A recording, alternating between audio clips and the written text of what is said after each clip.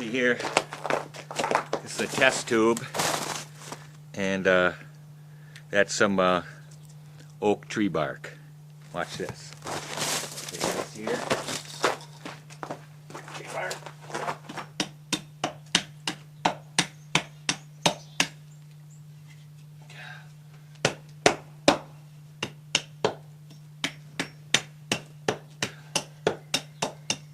Chop it up a little bit to get it in the inner tube. The bootlegger won't have to chop it up, to just fit it right in the big drum. It'll work fine.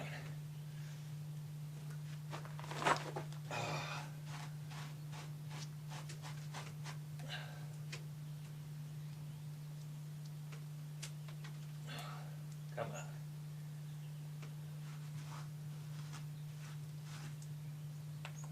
on. Okay. Test tube full of wood bark.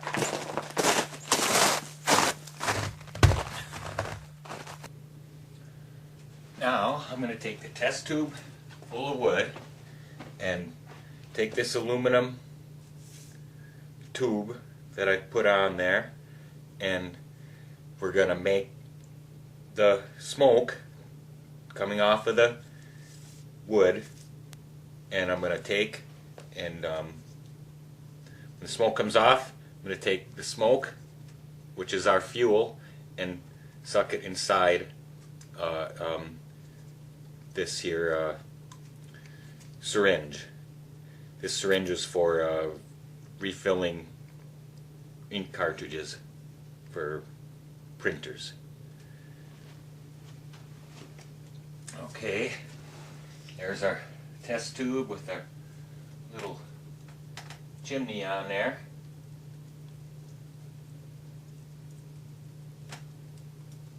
Set that in here.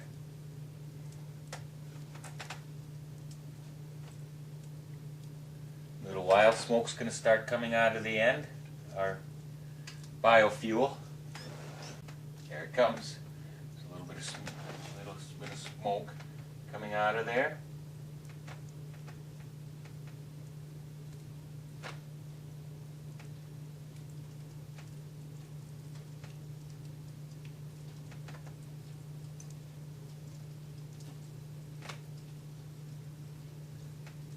A lot of smoke coming out of there.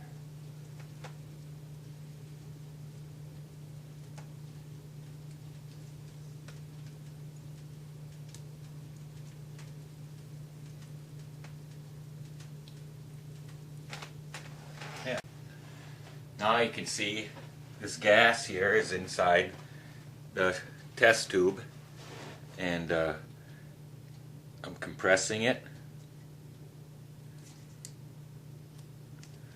See, I can compress it. Whoop, and the test tube comes. Whoop, see that? I could compress this gas now that I made, and then we're going to put this in the freezer as another test that I did. So here we go. Here once again is the gas inside the syringe, and here's the freezer with the gas in the freezer. Leave it sit there for a few minutes so that it freezes, so we know that this is gas, a gaseous substance, and not a liquid or a dust or something that we're burning.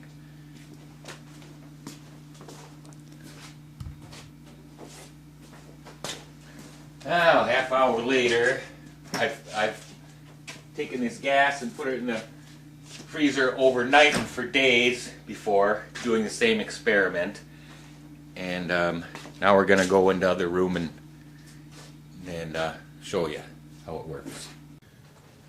Okay, ladies and gentlemen, now here is the gas that I produced and compressed and then put in the freezer, and now I'm going to show you how it works. Take this little cover off here.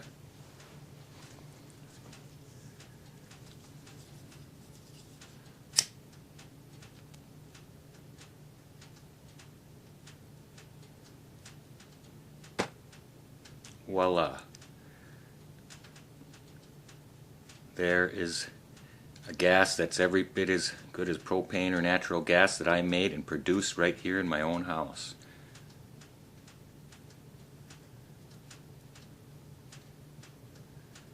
There you go.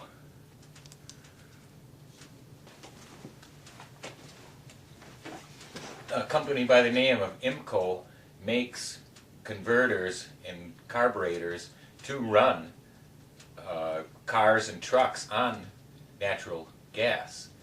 And I'm sure that this fuel will work just as well in those conversion kits. So therefore you can see that you could make your own fuel and be independent of the fossil fuel energy monopolies. It's not that hard. And we're going to show you a little bit more coming right up.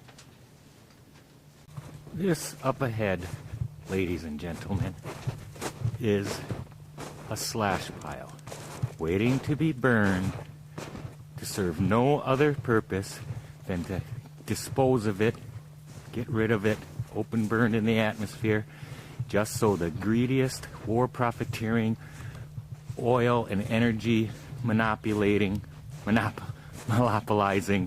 people can control you and enslave you. Thousands of piles of wood are burned like this every year throughout the United States, representing tons and tons of energy and tons of carbon, CO2 just going up into the atmosphere for no use. Like I said before, just the only reason for it, this is, it's simple and easy to get rid of, and that energy is then lost, and then we buy energy by bombing other countries and killing their people and taking their fossil fuel for less than what it's worth. And the Energy Bootlegger project, which will go on to the next step, and I'll show you a little more of how far I've progressed on that, with no help from anybody other than my parents and a few close friends, because they're all see Kyle to the energy monopoly. They could give a shit about Mother Nature or anything like that. But a small group of us and a growing group of people are realizing that we've been lied to our whole lives.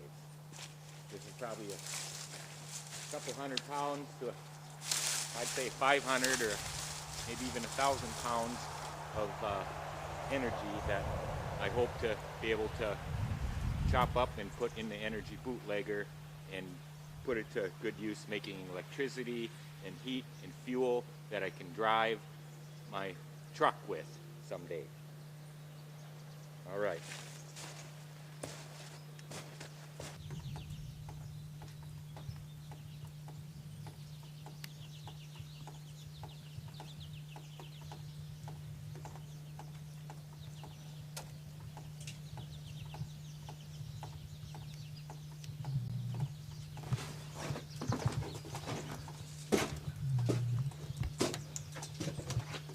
Okay, not quite a man cave, but here's a garage. And here we go. There's the Energy Bootlegger. It's going to put that stuff to use. That wood can be burned up in here. That'll be the door where you throw the wood in. Wood will be burned underneath where that cement block is. And there's the thermal depolymerization vessel chamber, and there's the tubes for the tube boiler to make steam to make electricity, and right over here that is a 4 horsepower vane motor that I plan to use. And there's, for now, there's a little DC generator motor that I have that I can use when I first fire it up to generate electricity when I'm experimenting. Eventually I will have a AC 120 240 volt generator to generate standard house current. Hi, my name is Ken Dreesen, and I'm with Local Ideas Incorporated, nonprofit corporation at that. And this is what I now like to call the energy bootlegger. I originally filed a patent pending, calling it the Rural Residential Energy Harvester. And what it does is you can take wood, put it in here. The door's not hinged yet, but that's where your process wood, your wood that will fire everything. This is the firebox will go. And then this here tube is unfinished, but that's going to have an end plate on it, and then the other end will have a door that swings open, and you can put wood and plastic and certain kind of garbages in there. And then using a destructive distillation, or it's called pyrolysis sometimes, but pyrolysis usually isn't in the absence of oxygen. It's got some oxygen in it temporarily, or what you could say. So this is it's actually like, in layman's terms, it would be like a pressure cooker. So like the stove or the heat is in here, and then this is the pressure cooking pot or vessel. And then over here we have a steam boiler. It's a tube boiler. This is the what's called the mud drum, the lower drum, and this is the steam drum up on top, and these are the tubes, and the tubes act like a radiator to get the heat that's coming from the flames, from the firebox, to move through and absorb the heat better than if you just had one big fat kettle with no tubes. There's also a type of boiler called a fire tube boiler, and then there would be a bigger round vessel and tubes going into this, and then the fire would go through them. But the problem with them is you would have to have such a bigger cylinder, and the bigger the cylinder is, the bigger the boiler circumference is, the more dangerous it is, and the more thicker the walls would have to be in order to keep it from blowing up. So this is a relatively small, 1 foot in diameter boiler. Is the main tube of the boiler, of the steam drum, and then you have the water will be filled with these tubes, and the fire goes over the top of it. And when it's doing all of its functions, what I will do is there's going to be a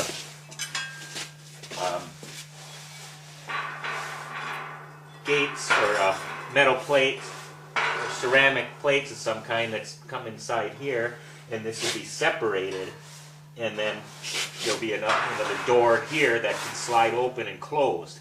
So when you're making using this here thing to make your biofuel that you can run in your pickup truck to go get more wood, then you open up that door, and the heat, the hot is probably like 700 degrees. We only need like 500 degrees Fahrenheit to make this process work.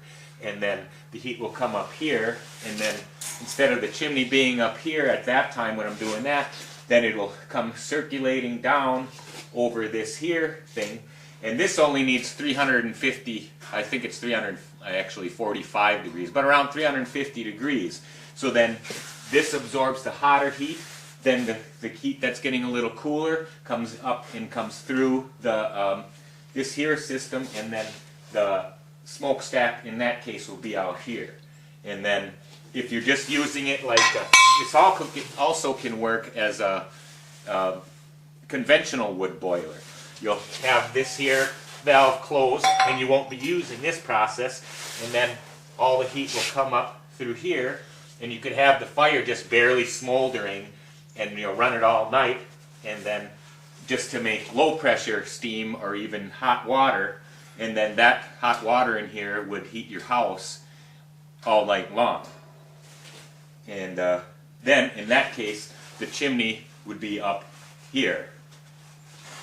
And that's, I guess, all I can tell you about it right now. You can see I made another movie a few months ago, and I called it Persistence, and that was when I was drilling these holes in order to build this thing this far. So you can see that I made quite a bit of progress on my own, and as usual I throw everything I have into this pocket and I'm out of money again, but somehow I'll figure out how to get some kind of work, and fix somebody's car or something, get some more money to get this thing finished, because I'm pretty darn close to it right now. And then when I do, all of these teetotaling people that have little bitty meetings and coffee clutch and talk about alternate energy. Yes, we need to have some alternate energy. What are we gonna do now? Oh ho ho! And they don't do a darn thing, and they get government grants all the time to do it. And then once I get this done, then I could sit back and laugh at them and say, ha ha.